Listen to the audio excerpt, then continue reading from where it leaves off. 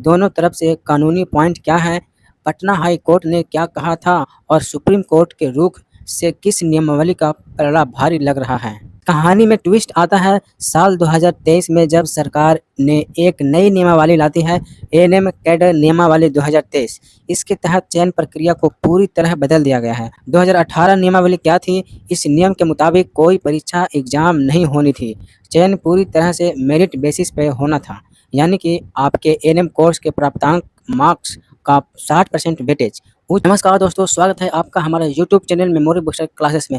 Friends, Bihar की सबसे चर्चित और सबसे इंतजार कराने वाली बहाली बीटीएससी एएनएम 10,709 पदों की भर्ती अब अपने सबसे निर्णायक मोड़ पर पहुंच चुकी है। सोशल मीडिया से लेकर हमारे कमेंट बॉक्स तक हर जगह बस एक ही सवाल गूंज रहा है, आखिर जीत किसकी होगी, 2018 नियमावली की या 2023 की? सुप्रीम कोर्ट में जो दोनों पक्षों के वकीलों ने अपनी पूरी ताकत झोंक दी है, बहस पूरी हो चुकी है और फैसला अब बिल्कुल नज़दीक है। आज के इस सेशन में एनालिसिस वीडियो में के माध्यम से बिना किसी पक्षपात के बिल्कुल आसान भाषा में समझेंगे कि दोनों तरफ से कानूनी पॉइंट क्या है, पटना हाई कोर्ट ने क्या कहा था और सुप्रीम कोर्ट के रुख से किस नियमावली का पलड़ा भारी लग रहा है। अगर आप भी एक एएनएम अभ्यर्थी हैं तो यह वीडियो आपके भविष्य के लिए सबसे महत्वपूर्ण होने वाली है। वीडियो को बिना स्किप किए अंत तक जरूर देखिएगा और हाँ, अगर चैनल पर पहली बार आए हैं तो इसे अभी सब्सक्राइब कर लीजिएगा ताकि पल पल की सही अपडेट आपको मिलती रहे। ठीक है, सबसे पहले हम बात करेंगे विवाद की आखिर जड़ क्या है।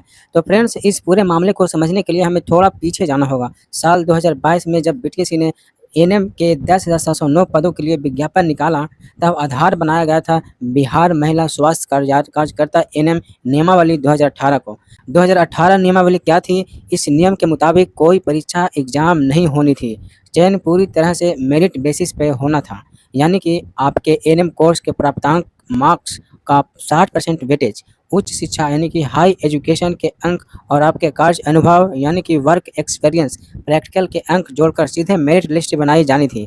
यहाँ तक कि आयोग की वेबसाइट पर छात्रों के अंक भी अपलोड होना शुरू हो गए थे। लेकिन फ्रेंड्स, कहानी में ट्विस्ट आता है साल 2023 में, जब सरकार ने एक नई नियमावली लाती है, एएनएम कैडर नियमावली 2023। इसके तहत चयन प्रक्रिया को पूरी तरह बदल दिया गया है और कहा गया कि अब चयन सीबीटी यानी कि कंप्यूटर बेस्ड टेस्ट परीक्षा के आधार पर होगा। परीक्षा आयोजित भी कराई गई और रिजल्ट की प्रक्रिया शुरू हुई। यहीं से दोनों गुटों के बीच कानूनी लड़ाई शुरू हो गई। यहीं से मामला पटना हाई कोर्ट में याचिका दायर की जाती है और पटना हाई कोर्ट का ऐतिहासिक फैसला जब पटना हाई कोर्ट में पहुंचा तो सिंगल बेंच और बाद में डबल बेंच में इस पर लंबी सुनवाई हुई। याचिकाकर्ताओं की दलील थी कि खेल शुरू होने के बाद खेल के नियम नहीं बदले जा सकते। Rules of the game can not be change once the game has started. यानी जब विज्ञापन 2022 में 2018 की नियमावली पर निकला था तो बीच में परीक्षा का नियम थोपना गलत है। पटना हाई कोर्ट का फैसला क्या था? हाई कोर्ट ने याचिकाकर्ता की दलील को सही माना और आदेश दिया कि यह भर्ती 2018 की नियमावली यानी कि मेरिट के आधार पर ही पूरी की जानी चाहिए। इस फैसले से उन अभ्यर्थियों को बड़ी राहत मिली जो वर्षों से संविदा यानी कि कॉन्ट्रैक्ट पर काम कर रहे थे और जिनके एकेडमिक मार्क्स अच्छे थे। अब यहीं से जंग शुरू होता है। सुप्रीम कोर्ट में महासंग्राम 2018 vs 2023। हाई कोर्ट के इस फैसले के खिलाफ परीक्षा पास करने वाले अभ्यर्थी और सरकार सुप्रीम कोर्ट पहुंचे। सुप्रीम कोर्ट में दोनों पक्षों के बीच जोरदार बहस हुई है।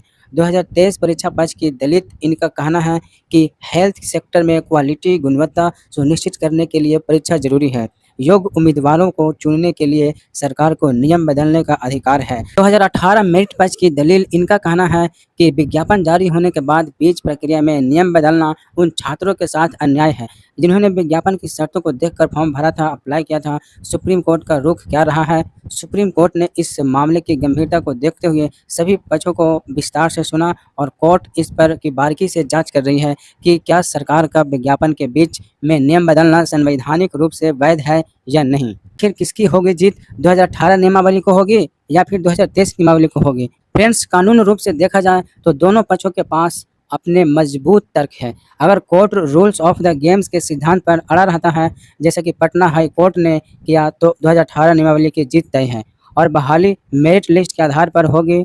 लेकिन अगर सुप्रीम कोर्ट ने सरकार के नीतिगत फैसले यानी कि पॉलिसी डिसीजन और स्वास्थ्य व्यवस्था में क्वालिटी को प्राथमिकता दी तो 2023 नियमावली के तहत परीक्षा के रिजल्ट को हरी झंडी मिल सकती है। हालांकि एक तीसरा रास्ता भी निकल सकता है, जिसे हम बीच का रास्ता यानी कि मानवीय दृष्टिकोण कह सकते हैं।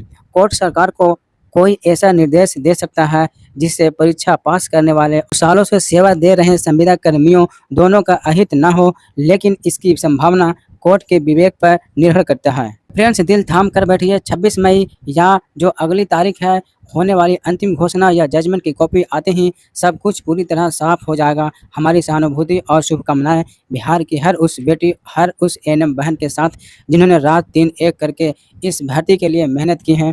आपकी इस पर क्या राय है? आपको क्या लगता है सुप्रीम कोर्ट से किसके पक्ष में फैसला आना चाहिए? अपनी राय नीचे कमेंट बॉक्स में ज़रूर साझा करें।